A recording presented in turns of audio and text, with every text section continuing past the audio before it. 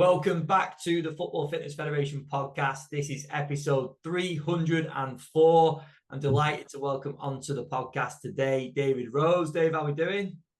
I'm great, Ben. How are you? I'm very well, thank you, mate. Up in the north, the sun's out, kind of. Yeah, a little bit overcast, mate. I tried to sit in the conservatory at the back so you could see what I was dealing with weather-wise. We're not selling it, are we? We're not selling it. No, definitely not. So thank you for coming on, mate. Obviously, we're going to pull from your experiences. We spoke a little bit before we started recording, just about the experience that you've had in the game so far, some of the places you've been, some of the roles you've been at. So it'd be great to pull from some of those in a second. But just kick us off. Give us a little bit of a whistle-stop tour of the career so far. Yeah, so I'll try and keep it as brief as I can and concise. But I started as a sports scientist in 2003, 2003. And at the time when I graduated, there wasn't a lot of jobs and job roles out there. So I ended up working in non-league part-time. I was teaching as well at the time, which was weird because I was, the way that I went into teaching was just kind of fell into it. My girlfriend was at the time was a teacher, so it was like pushed down that role because there was no work and I wasn't doing anything. And then ended up with a couple of non-league clubs early on, which I have to say I always reflect back on now as probably my biggest learning experiences and the biggest things that set me up for working in the game. You see it a lot now where young practitioners just start at the big clubs. You know, they're straight in at the deep end at the top clubs, and where you're inundated with facility, you're inundated with kit and equipment and money, and down there you've got nothing. You know, it's a group of players, and it's right. A manager a lot of the times turning around and saying, right, you're going to take the team today for the X, Y, and Z, so you have to get on with it. So that was really good. Progressed through doing that probably for 2 or 3 years, and then started my first journey into professional football. And throughout, really, and I look back, it all really kind of kicked off. All my stuff's kind of started centering around rehab really early on, and which is what I then grew into, which sparked an interest. And I had the dilemma and early on in my career, probably about 4 or 5 years in, of going, right, okay, what do I do now? I want to do more around this rehab and this injury. I really enjoy it. I really like it. So what's the next steps? And I looked at physioing. Didn't want to do anything with the NHS. Didn't want to do any of that stuff. So I ended up doing a master's in sports therapy, which teed me up. Then I went into full-time football shortly after finishing that, where it was kind of like a blended sports science and rehab role. Continued that journey and then started into leadership roles probably around 2012-ish. So the last 12 years I've been doing kind of leadership roles in football. But weirdly, alongside that, and this is where my journey is a little bit different, is that I ended up in academia as well in 2011 and started working at Rezzil University there. Went through running the job roles alongside each other, really, which now it was tough at the time, and it was busy. And the last role that I've just left at Burnley Football Club, I did just purely the football. Previous roles before that, I had the academia alongside that, but it kind of teed me up nicely. And some of the things that I see young practitioners and falling into the traps of, around research and driven really by research, as we should be evidence-based, but it does promote its own problems as well in terms of just following literature. So that they kind of run alongside each other, which took me to Burnley Football Club for the last 2 years, where I was the head of medicine and performance there. So that's kind of like a brief overview of it. With that balance of sort of academia and then the applied side of like you mentioned in your last role, working with the players day in, day out. Do you think there's a time where that balance between the two has been optimal for you as a coach? Or do you feel like going from a little bit more heavier on the academia side and a bit more heavier on the applied side, just overall it's give you the nice blend? It is giving me a really good blend, because I think it's relentless, as we all know as practitioners. It is relentless, and the hours spent traveling, being around, you run everybody else's time as a member of support staff. In essence, you're following a timetable. You're there before, you're there after. Players have been in, players have left. You're there on days off where the team aren't in, and really, it takes real discipline from a practitioner to take a step back and actually focus some time on themselves, whether that's reading a journal, whether it's going on a course, whether it's attending a conference. Now, one thing that why I was so strong on sticking with the academic stuff was because it acted as my CPD as well. Yeah, so I was at UCLan for 4 or 5 years, and I was really fortunate that I had D-Prof students, and they're all practitioners. So they were literally practitioners across football. I had loads of them. I had probably 30 students that I was working with at the time that were all in football, all in high level jobs, some with top teams across Europe. And that acted as my CPD. It kind of kept me fresh, asking questions, thinking about things, taking things from conversations or things that we did, and really drove practice, and really drove thoughts, ideas, how we implement those things in the environment at that time. And that varied, because the role before Burnley was at Motherwell Football Club, and it was a complete contrast working in Scotland to England. But all it was because of the setup and how the youth setup was teed up into the first team as well. That was completely different. So it was something I was reluctant to let go of when I took the role at Burnley, but ultimately it became a decision at that time. And I sat with the manager at the time at Burnley, and we spoke for a long time, and spoke with his fitness coach as well at the time for a long time, and I was sold in terms of what the project he was looking at doing and how it was going, and I wanted to commit fully to that. But I have missed that academic side as well. It's one thing speaking to a lot of coaches, that's what they'll see their struggle is, especially in season, because you'll know better than anyone the demands on practitioners, hitting a midweek game, Saturday games, and everything you do in between, of actually, whether you call it networking, upskilling, like you said, attending conferences, courses. It's just finding that opportunity, isn't it? And I know a lot of people struggle with it. People even going to the point of booking something, not being able to turn up because fixtures changing and all the rest of it. Yeah. So I think what you've raised there is important, isn't it? Because essentially it doesn't have to look as maybe some people think that it has to look in terms of going to a course. But the fact of having those conversations, like you just mentioned there, maybe outside of your club as well, extending that out is really important, isn't it? Yeah, it's massive, huge for practitioners. Speak to other people. I mean, sometimes I feel like there's a reluctance, and this is just purely my opinion. It's based on things that I see, I hear. I'm quite observant of people and people's behaviours, but almost a fear sometimes of showing what you don't know. Yeah. And I think this is one of the biggest things that I've spoken out probably the most in the last 5 years in football, is like, everybody talks about ego in practitioners, or ego in coaches, ego in players. For me, ego is not a problem. Everybody's got an ego, because it's what drives you. It's what drives you to be better every day, and it's what drives you to be the best at what you do.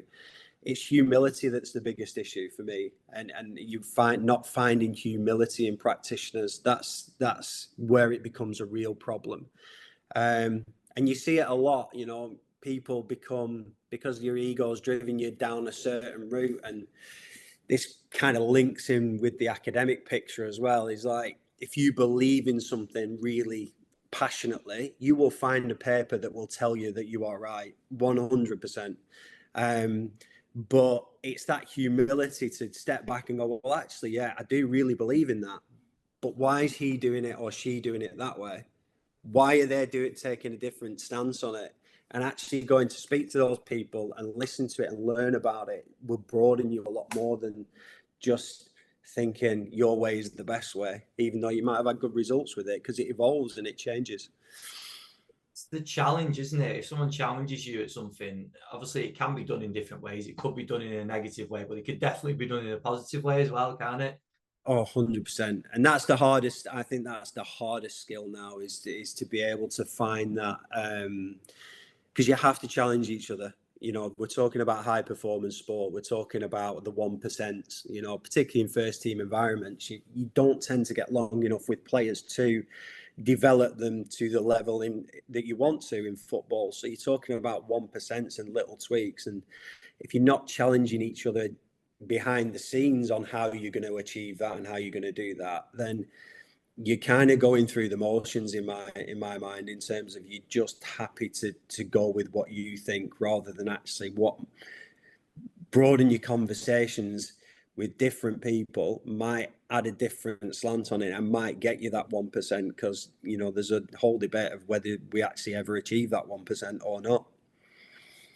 What would you say to coaches listening? So they might be out at clubs, they might have small staff, they might have quite a few staff, but when you've been in an environment, like you don't have to obviously name it, but if you think of the best environment you've been in for that, for people challenging you, whether that's at a club or whether that's just out for a drink or whatever with peers or whoever it is, how do they go about creating that, or how do they go about initiating some of those conversations and making it an environment that they can actually thrive in?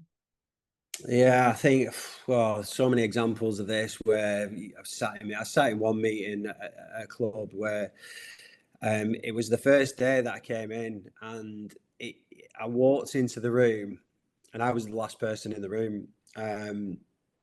And there was just this divide in the room, this visible divide in the room of medical on one side, science on the other. So I plonked myself slap bang in the middle. And it was like weird because it was a big room and there was a big gap either side of me from either side. But I just observed the meeting. It was being led by somebody else, and I observed the meeting.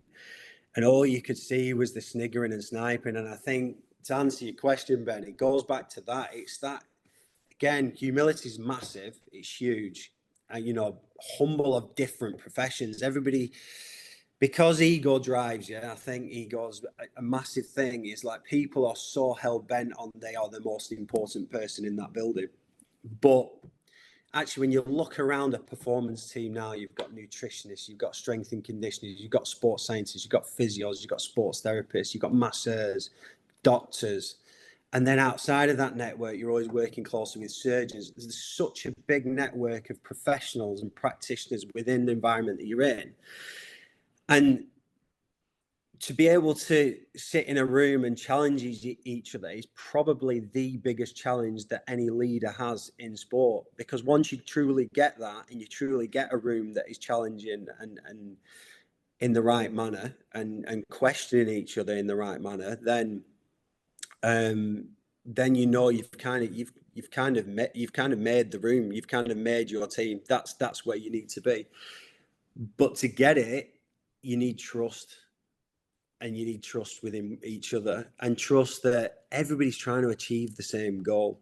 And you know, I've got, in my career, I've tended to go into leading dysfunctional teams, in essence, when I've initially gone in. Like an example of a previous club is I was taken into a club where they had a squad of 51 and 29 players were injured.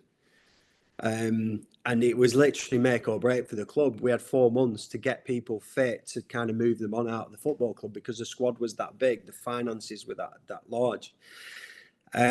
We achieved it and we did it, but it was a lot of sweat, hard tears, fallouts, and you know, along the way. But it did get to the stage in that environment at that time. It was like, right, we have to attack this early, which we did.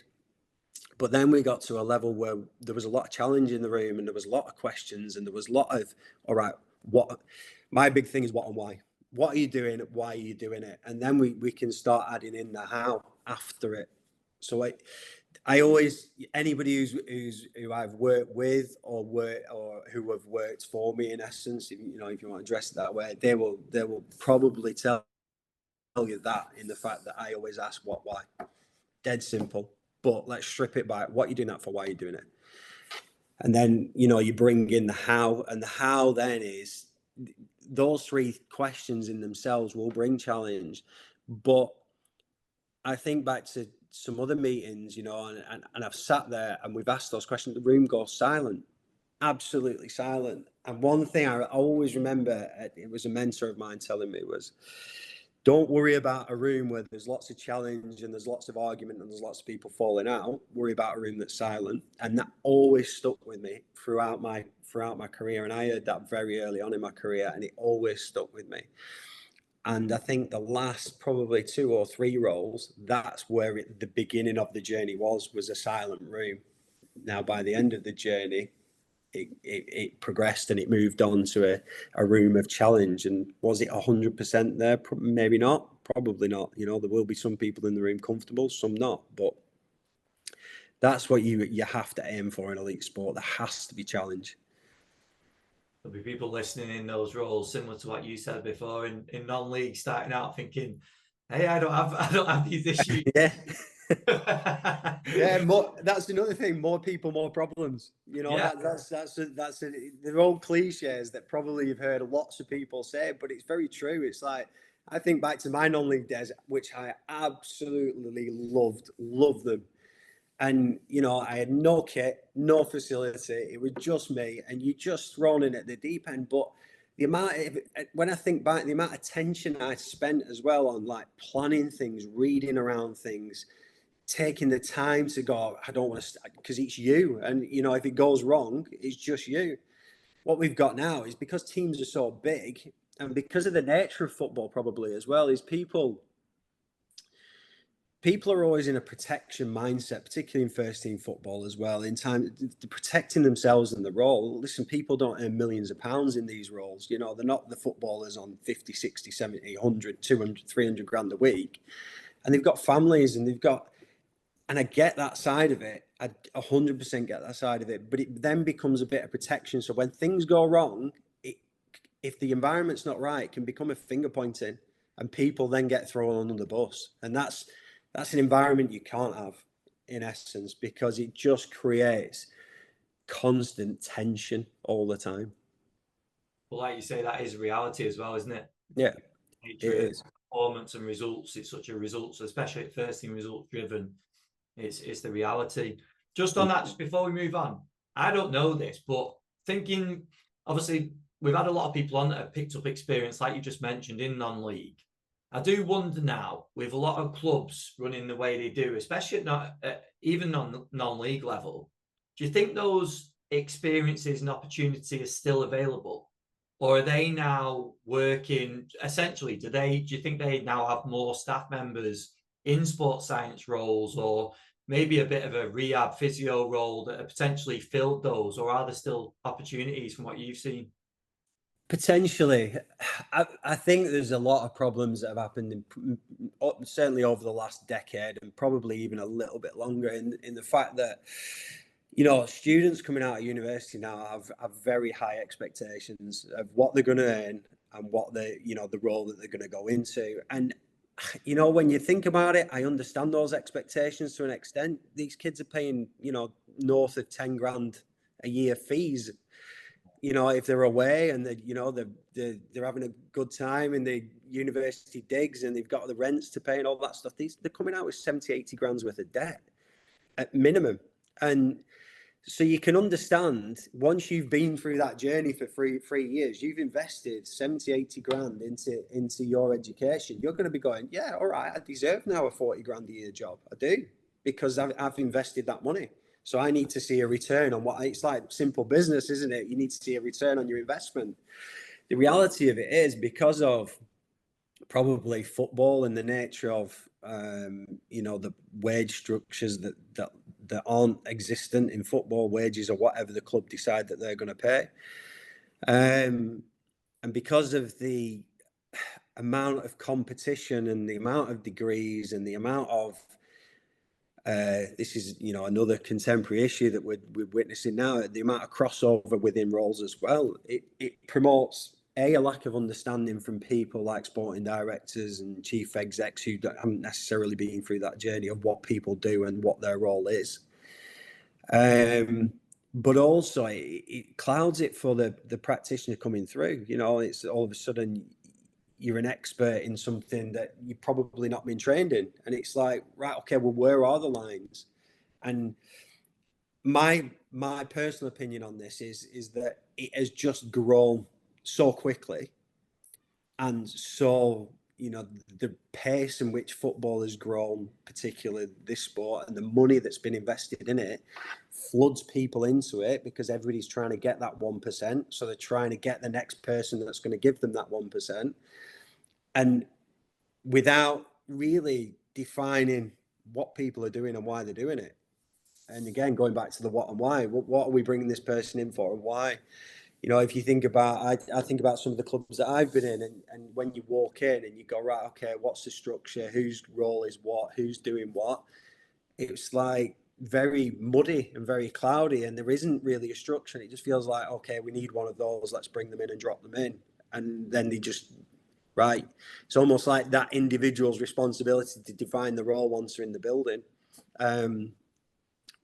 Which is never going to work, and no business would work like that in the world. So why football's ended up like that is kind of, it's bizarre, really strange.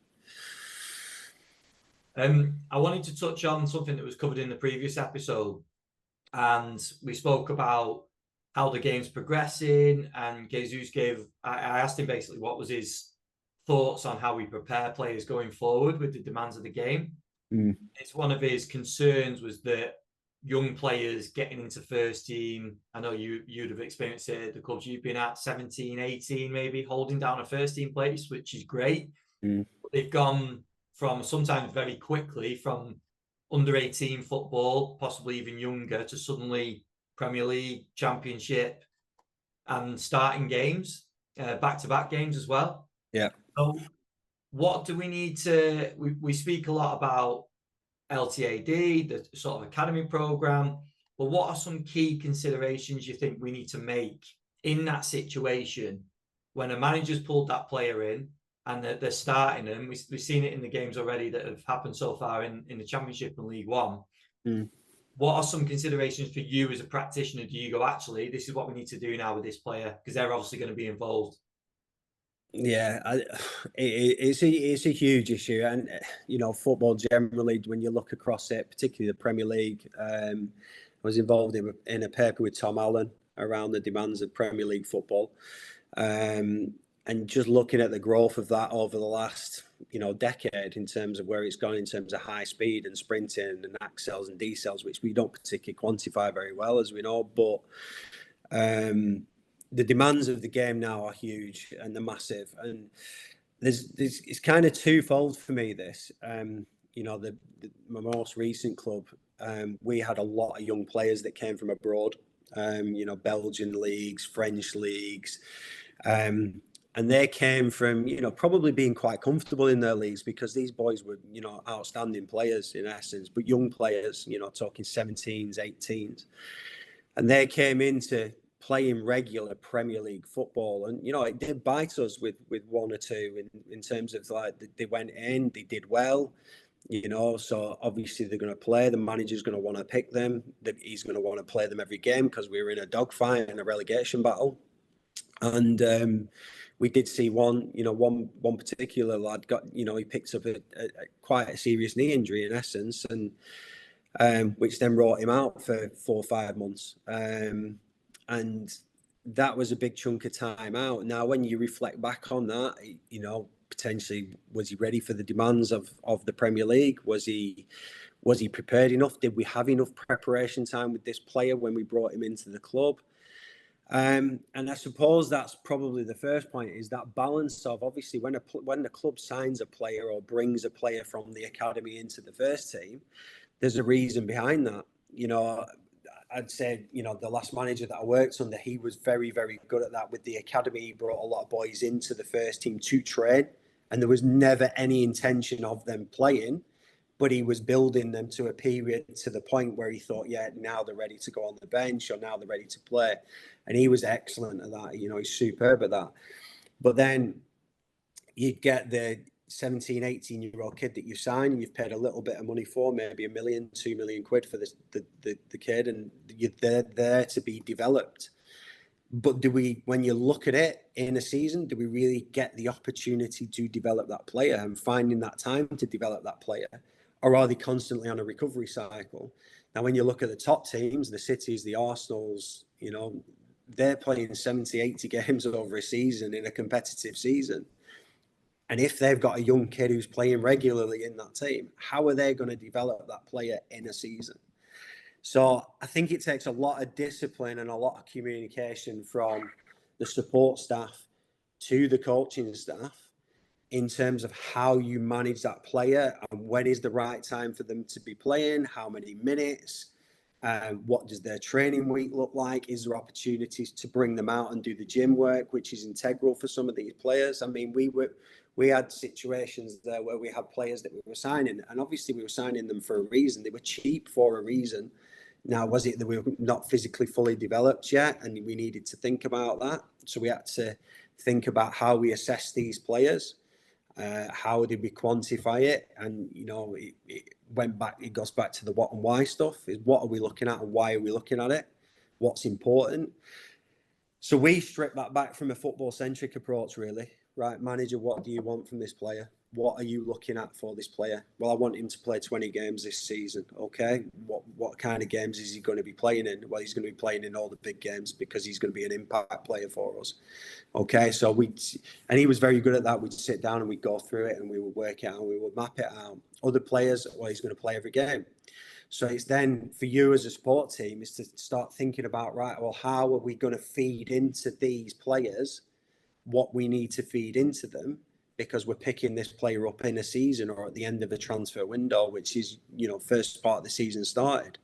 So the next opportunity you've really got is to hit their off season and their pre-season, but you're going to have to manage to that stage, but also see some improvement.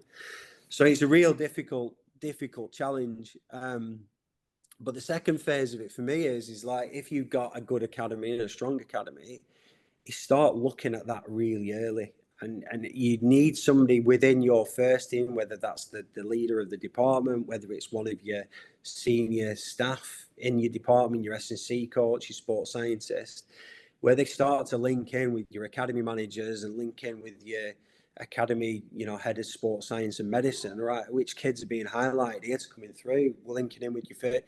It all goes into this dialogue and communication with your coaching staff, because they know who they're highlighting, they know who they're bringing through. And I think that is probably where I would sum all of that information I'm saying is, as a support team, you are there to support, but to be able to support, your communication with that coaching staff, whether it's the head coach, whether it's someone within his coaching team, or whether it's the coaching staff in the academy, is integral. And I think that gets missed a lot of the time in terms of just communication is the easiest word to say, but it's the hardest thing to deliver and deliver effectively. And when I look at back over the last 12 years of leading, has communication been unbelievable in the teams that I've led right across the board? Probably not. And we probably never got to being 100% perfect on it, because we have our ideas of a support staff, the pressures of time, the pressures of what we need to do. We're running around 100 miles an hour. We forget to go and have that conversation with the coach. We forget to have that conversation with the player. This is what you're doing and why you are doing it, or why we think you should be doing it. Do you think there is a different approach? If you can nail those things down, the knowledge that all the support staff have in football is, it's there, because they're well-educated people. These people are really strongly qualified, no matter what domain they're in. But how are you communicating that with your coach, and how are you communicating that with your player is key. Because if you don't have that, none of it matters. You're not gonna win anywhere. So when you go and look at these 17, 18-year-old kids, that's where it starts for me, that conversation. And then you can start planning backwards. Then you can start working backwards and go, how are we going to do this, and how are we going to feed it through? It makes complete sense, doesn't it, when you put it like that? Because it gives you your end goal, doesn't it? And I know things can change. Like they could say, the 20 games and they end up playing a lot more than that or whatever, but you've got a plan to work to then, haven't you? Rather than just thinking always with the first team, you're sort of planning blind a little bit, aren't you? Yeah. It's an opportunity that we get to actually do some work together. We don't know. We're just going to have to take it as we go.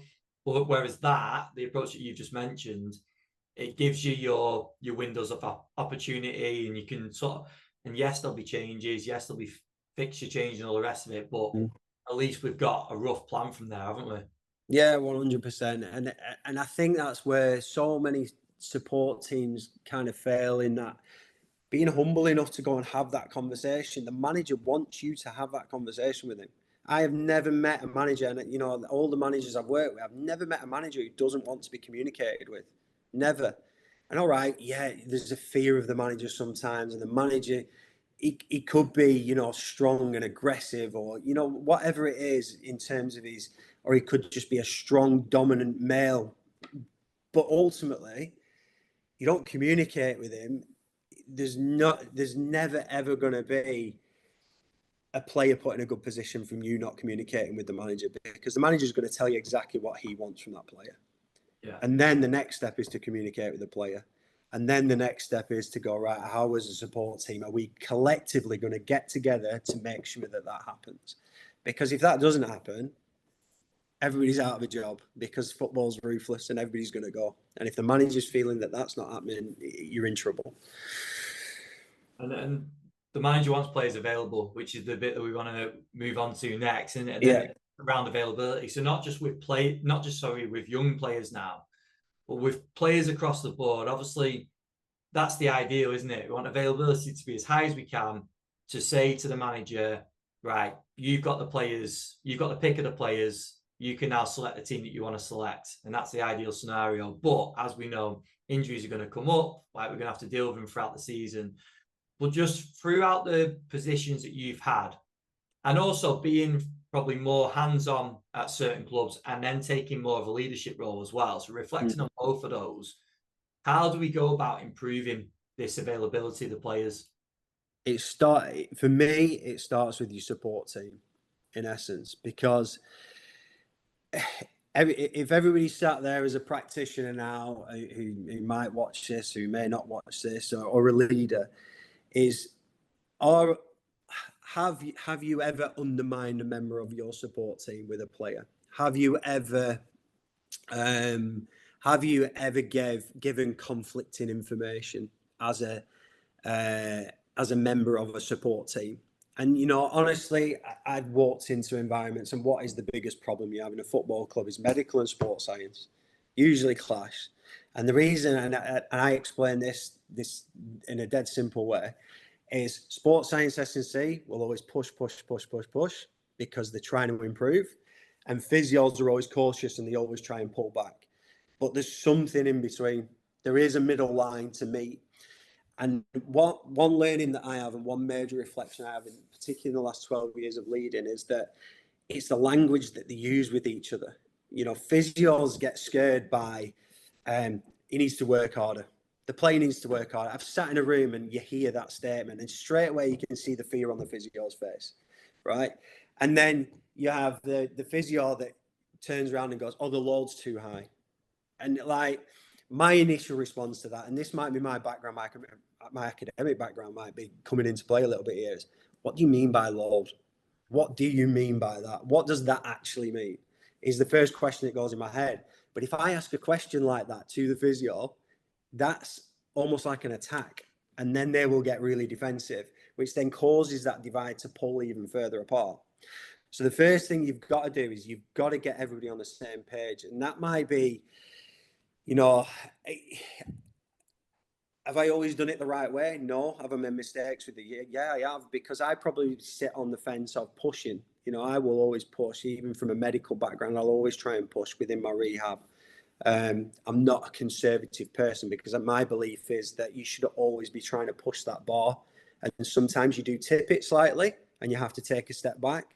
But that's where the humility of the person comes in as well, is go, actually, we did push a little bit too far that day, so now I need to step back. But getting these guys on the same page is where it starts. It goes back to that word of communication again. How are those guys communicating with each other? Not just how am I communicating down as a leader, how are they speaking to each other? And like, I go back to, you know, I could think of so many meetings when I've sat in a room and then I've had to speak to individual members of staff after and go, look, as a strength and conditioner, you said this in the meeting. How do you think that made the physio react and to that statement of he needs to work harder? Because there's no clarity in what you've said. It's not like, actually, what I would really like to do is improve his strength around his knee, you know, his hamstrings, his quads, his adductors, whatever that is. All of a sudden, then the physio's on board because he's thinking, yeah, he's got a knee problem and he's had a knee problem for 2 years. And actually, I do believe that his strength needs to be improved. So how can we work together to do that? And then you're going to suck each other in. So it's almost a little bit like, it's a bit like how you communicate with the missus. You know, I'm going out for a couple of beers, and then you roll in at 4 o'clock in the morning. You know, she's never going to believe the words you say after that. If it doesn't kick off the same way as a team, then there are always going to be question marks over each other and what each other's doing. So, like, you know, with the team, the last environment we had was like, right, okay, the physios always, like, because they're so protective, it's the nature and it's what physios do. They go into that role because they are protective of people. They want to get people better. That's the, you know, most physios will tell you that's why they went into that job. So it's like, right, okay. But I've walked into so many clubs where the physio will not let go of that player, even to the point where the strength and conditioner is working with with the player. The physio stood there watching it, and I'm thinking, you'd be better going doing your notes, or you'd be better going planning tomorrow, or doing something else. You've told that strength and conditioner things that they can and can't do, or the discussion's been held. Leave him to it now. Trust that him or her to get on with that. If they then go against the grain of that, then obviously there's that's where I would come in as a leader and have a conversation about that. But that's once, if you get that communication right at the beginning, these people are talking properly and they can actually challenge each other like we've linked into before. You're then working together as a team. How many times have we heard, oh yeah, I don't like structures in clubs that are purely compartmentalized: sports science, medical, strength and conditioning. I get there's an element of that, but when you display that model in a process or a strategy, it has to show interlink. It has to show that there's that crossover, and actually you're going to be involved in that journey. So, you know, one thing that I've worked on particularly a lot in the last 5 years is, right, how does S&C link with sports science and link with medical? And then I go, right, well, actually, right, let's go football centric. So let's take the pitch, right? So we want player A to do this. You know, they need to be high speed running. They need to be stopping, starting, accelerating, decelerating. Right, okay. So how does an S&C's role contribute to that? Strength, power, endurance, speed, you know, whatever that is, whether it's pitch or gym based. So we've got two elements to that: pitch and gym. How does the medical person prepare them for that? So it almost kind of like them flows through. So I'm going, right, treatment room, that's where they're starting the day off. Player A is starting his day off in the treatment room. How is what they're doing in the treatment room preparing them for the next step, which might be the gym, before they go out on the pitch? Right, how now is what they're doing in the gym before training preparing them for the pitch to be able to go and do the actions and everything that we need them to do on the pitch, or make them better, or develop them? You know, microdose, dropping a few little strength exercises in pre-training, power exercises pre-training, whatever it is we see fit. And then they go onto the pitch, right, what are they doing on the pitch? And how do people, and that's how people fulfill the roles. And then if you can get that fluency within that model, that's how you're going to keep players available.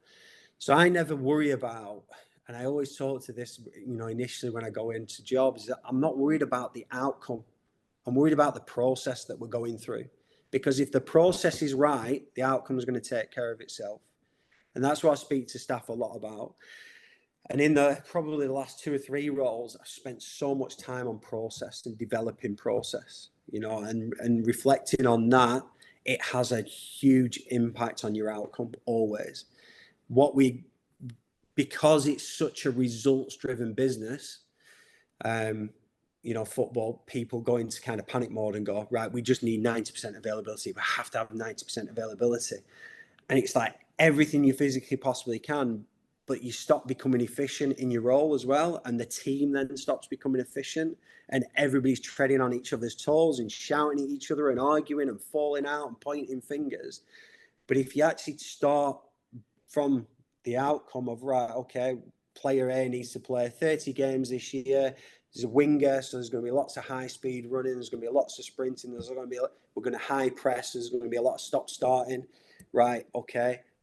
Let's take those elements now, because you can't do everything. Take those elements, the key elements. How are we going to improve them?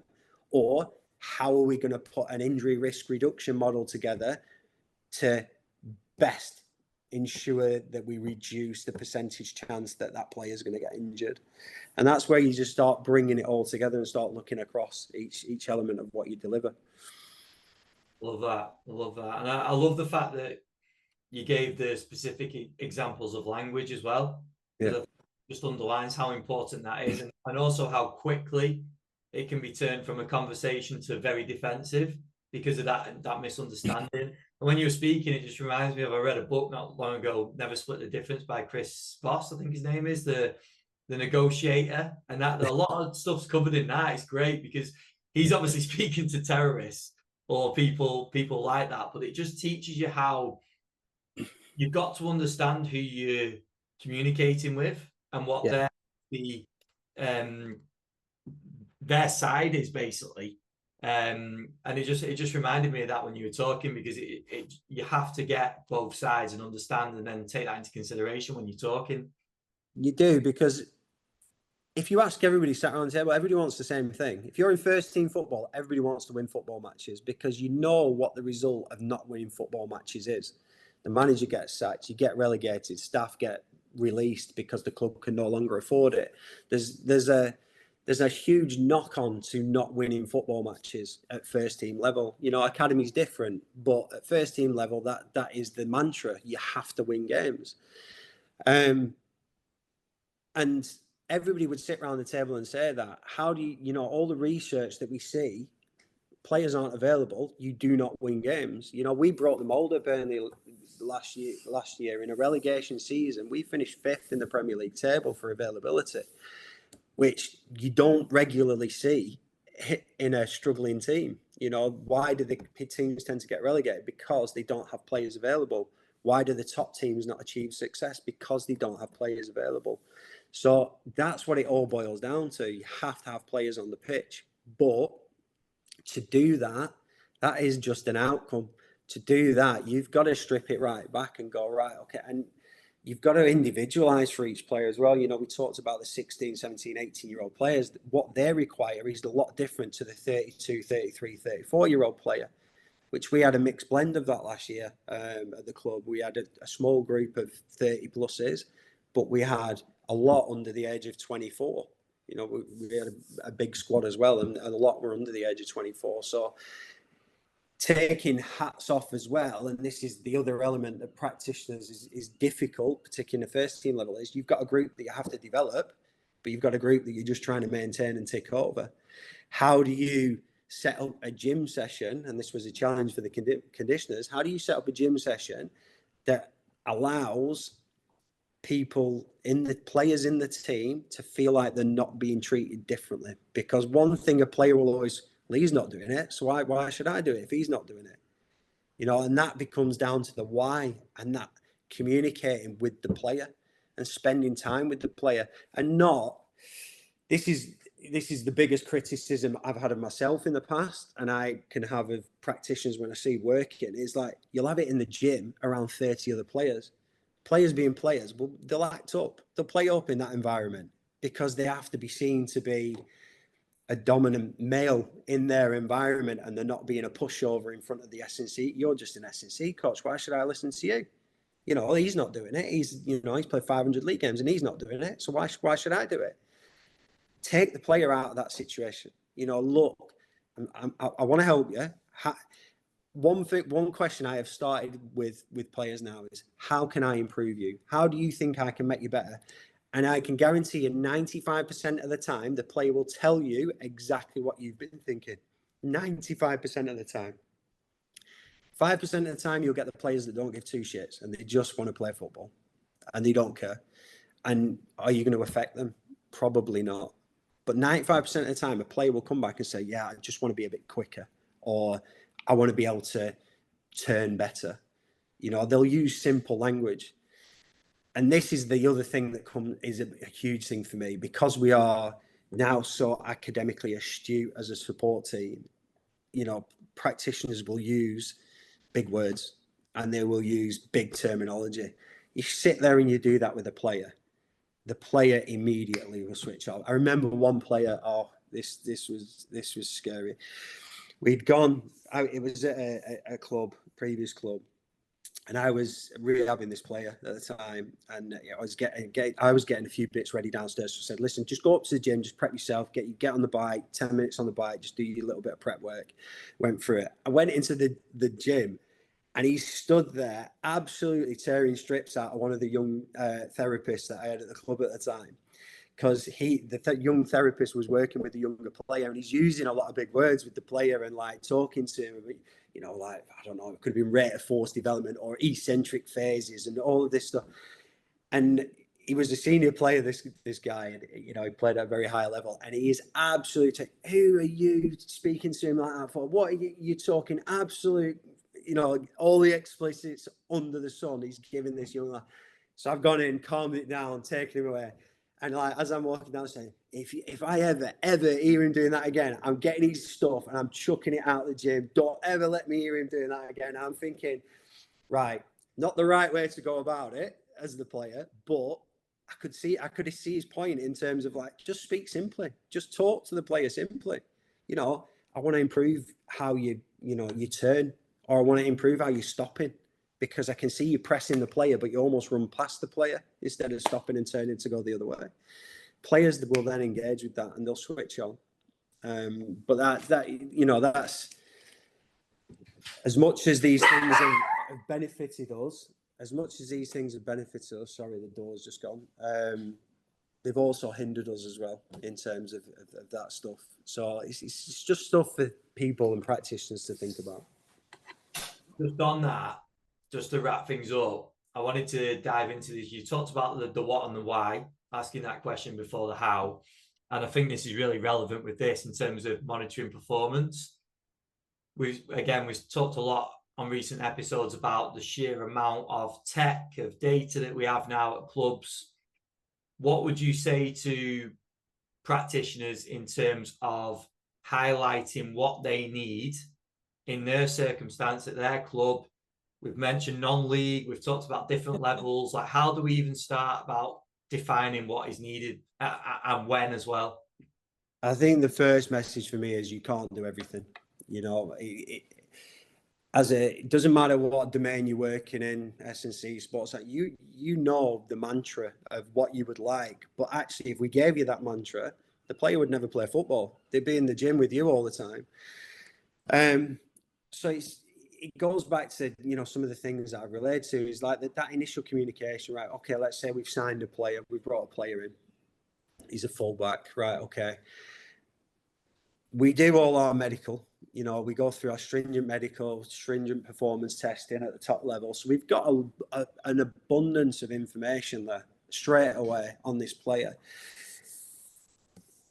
But the biggest thing probably to collecting that information before you even start thinking about that information collecting, because you've obviously had a what and a why you're collecting that information. So to start it off, for me, it's always football centric. Is like, what are we trying to achieve out of these players on the pitch? What does the manager want out of them? Okay, so we've got a story there. He wants strong players. He wants powerful players. He wants quick players, which he used. I've never come across a manager that says, I don't want a strong, quick, fast player. So there's three simple things there when you break it down. And obviously there's a huge amount of elements within each of those things. So then you've got to give it a little bit of context and go, right, let's assess this player with our testing. We know that we want that, but now we're going to have to apply a little bit of context to it. So we look at the data and let's take a common test that you'll see, counter movement, jumps, strength assessment of some description of the player.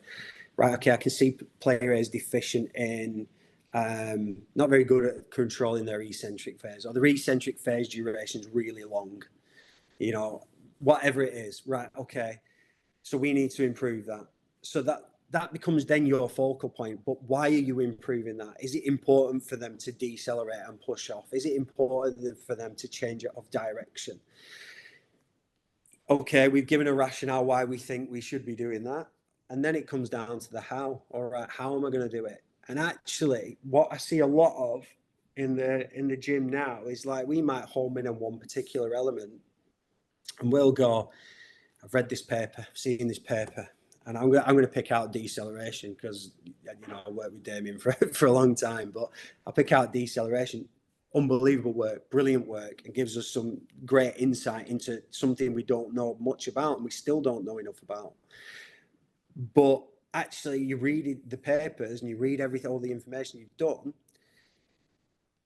How contextual is that testing or that intervention to what that player is doing on a pitch? So, for example, if a player is sprinting and then suddenly needs to stop because the ball's changed direction, they might have another player hanging on the shirt while they're trying to do that. You know, the loads and the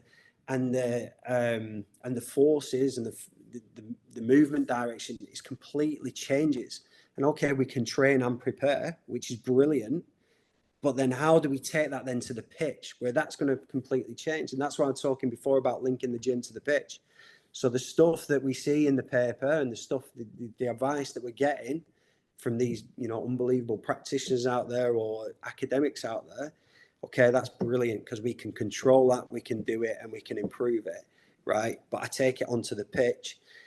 I got a really good example of this actually. He's like, you take it onto the pitch, you've got to add context to it and how you change it. We had a player that the S&C coach worked with him for, I bet, 12 weeks on running mechanics. You know, running mechanics is a huge thing we see now. He worked for 12 weeks with it. As soon as he went back onto the pitch and he was around other players, he had the distractions of, you know, focusing on opposition, where his teammates were, the ball. He went back to running exactly the same way he did 12 weeks prior. And that's the bit that you don't see in research. They're the bits that you don't see. You don't see that carry over in research, right? Okay. And, you know, it'd be a great paper in essence, right? This is what we did. We worked on running mechanics. We improved them linearly as they were sprinting. You can see that improvement, right? Okay, this is them now running on the pitch. Do you still see that carry over? And they're the bits that we haven't seen. And that's, for me, that's where you kind of, you've got to strip back and you've got to always go back to your context, your end goal, as you put it before, Ben, is your end goal, right? How do we strip it back now? And what are the key bits that we can work on?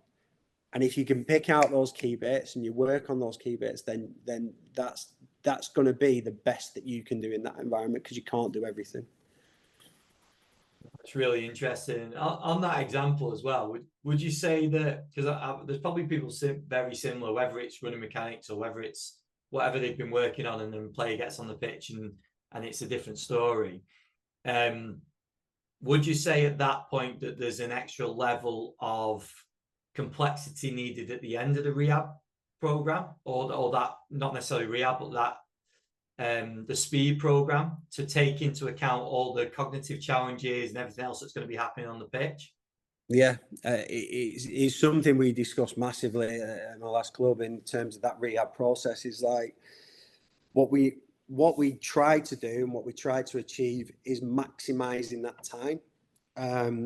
And, you know, it probably, you know, I found myself doing this at the early stages of my career, rehab particularly, was you kind of column your rehab, you know, that acute phase where, all right, we're just going to get the pain down and we're going to get the range going. And then you go, all right, we've done that, so we jump into the next phase. Okay, done that, next phase. Actually, for me, when you're rehabbing a player, you've got to think about the overlap. So, okay, we're doing that now, the pain and the range, but we're going to start some isometric prep work in there as well, because I know that I need to get to some eccentric work by week 4 or week 3 or week 6. And you've got to think about that overlap all the time. The first phase is obvious. You know, that's how rehab's done in a private practice environment or an NHS environment, is you can work like that because you've got time. But what we need to do is we need to try and maximize that pitch stage with a player. One thing that the last manager that I worked with was huge on, and his coaching staff were huge on, was getting the technical elements into the rehab. So we did a lot of that with players throughout the rehab. But to be able to do that, particularly with your 6 to 8 week injuries, you're looking at probably 10 days, 2 weeks max on the grass before the manager's going, right, okay, come on, back in training now. I've seen him on the grass for 2 weeks. He's fine.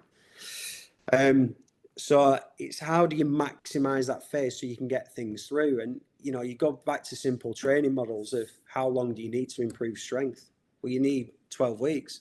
How long do you need to improve power? You need 12 weeks. How long do you... Well, actually, you've got a 6 week injury and you're trying to improve some of those things there. So these things then need to continue after. So what we did was 2 things. We looked at the time we could maximize on the grass and how early we could get things in. We looked at utilizing things like VR as well within rehab. And then we also looked at that return and after.